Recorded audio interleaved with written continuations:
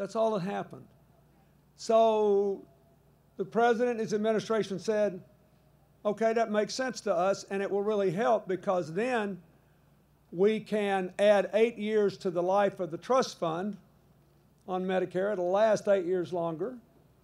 And we can use the money to close the donut hole for our seniors and save them about $600 a year.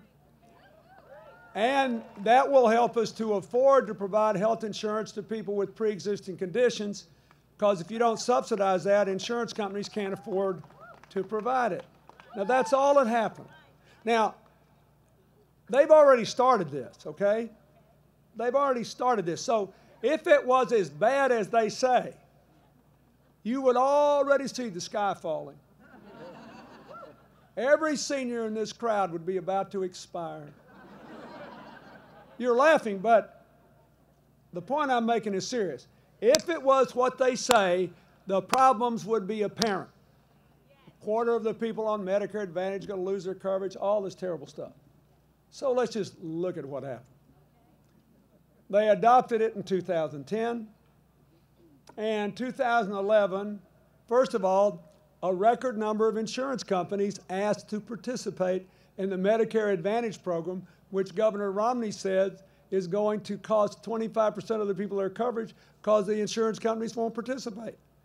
They forgot to get the talking points. Turned out they were in business, and they looked at the arithmetic. And they decided, since they were still getting about 114% of what regular Medicare got, they'd keep on giving the service. Then, 17% increase in the number of people in the program. They didn't get the talking points. And then, most unbelievably of all, the copays and deductible, the price of being in it for ordinary people, dropped 16%. Now, I don't know about you, but I think when more companies want to provide a health service, when more people want to get into it, and when it costs them less to take advantage of it, that sounds like success to me, not disaster. Now, why, in the face of this evident truth, why do they keep running these ads?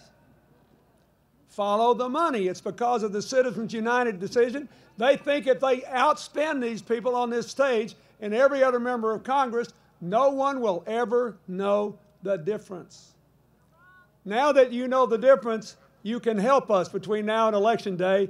Make sure that every one of your parents and grandparents and friends, that they know the difference too. Now,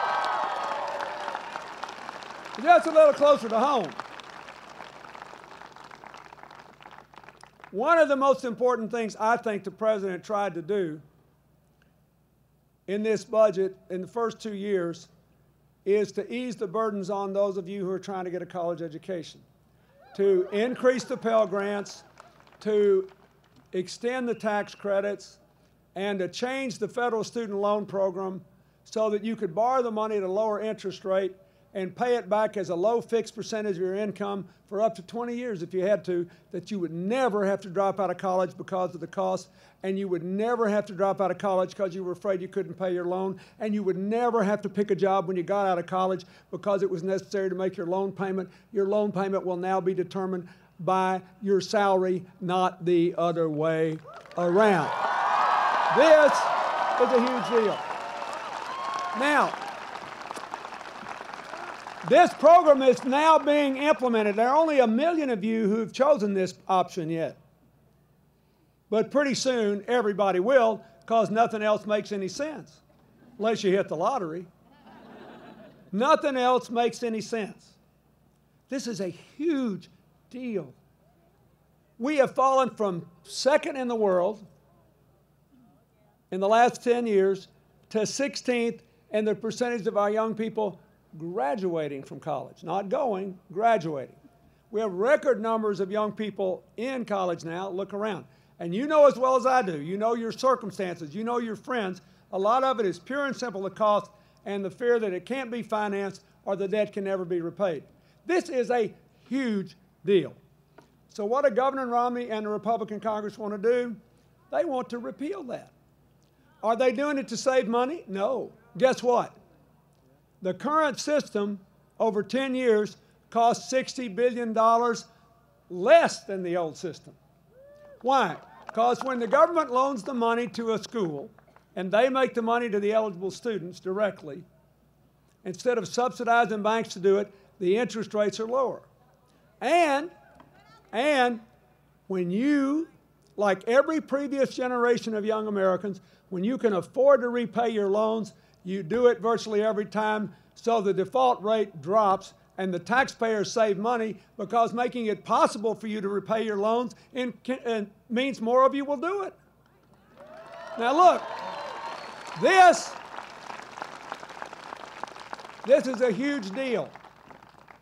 This is a huge deal. We got to get back in the future business. Getting back in the future business means more people going to and getting out of college. Not every job requires a college degree, but in the 21st century, most jobs will be created by people who have them. We need you to finish, to get out of here with your degree, to go into a modern economy, to find good jobs, to have a good future. Now, so what are they going to do? They are going, if you give them the White House and the Congress, they're going to repeal President Obama's student loan reform, cost the taxpayers $60 billion more, which means they will cut the planned increases in Pell Grants, making it more difficult for a lot of you to go to school. This is a huge deal. No college student in America should pass up the chance to vote or go to the polls not knowing this. This one thing could change the future of America. So, there you go. Now, this is all just arithmetic. You can find it in their specific commitments, but you need an eyeglass, because they try to say this just to the people who like all that red meat, and then they don't talk about it anywhere else. And they think if they leave it off of some website, it'll be all right. They can skate. And Citizens United gives the people who are going to benefit from all this unlimited access to the airwaves. But I'm telling you, I think people are smart enough to see through this. There's this popular phrase, the fog of war, how people get lost, and this is just fog. And there's a lot of it being spread around. The 4 people I'm on the stage with, 2 in Congress, 2 trying to get there, and each in their own way, they represent the American dream.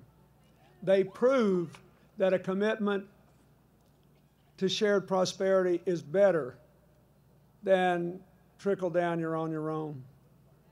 They prove that the best government works with the private economy to build new opportunities, and that the idea that the government is the enemy and you just got to gut it every time you turn around is wrong. That's why you ought to, and after all you've been through in California, that's why you ought to vote for Proposition 30 and against 32, too. Because,